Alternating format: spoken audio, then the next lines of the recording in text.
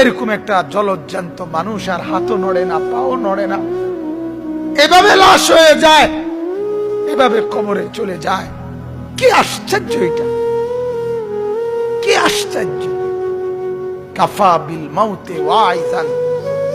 আল্লাহর নবী এজন্য বলছে, আমার উম্মত আর কিছু লাগবে না, মাঝে মাঝে মৃত্যুর কথা মনে কইরো, মাঝে মাঝে লাশ মনে কইরো, মাঝে মাঝে কবরস্থানের দিকে তাকাইয়া কবরের উপরের সৌন্দর্য, কবরের উপরে লাইট, কবরের উপরে বাতি, কবরের উপরের মধ্যে টাইলস, কবরের উপরে মার্বেল পাথর, আমার উম্মত এটা তাকাইও না।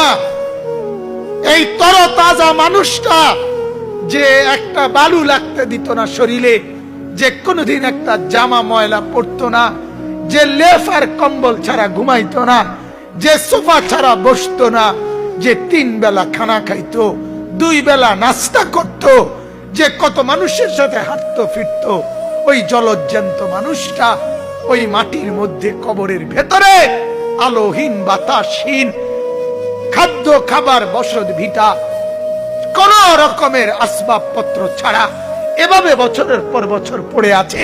এটা কি আশ্চর্য, কি আশ্চর্য! আল্লাহর নবী বলেন, যদি শুধু এটা একবার ভাবো, মনোযোগ দিয়া, মন দিয়া কেউ যদি ভাবো, দোস্ত, আল্লাহর নবী বলছে নসিহতের জন্য, ওয়াজের জন্য এটাই যথেষ্ট।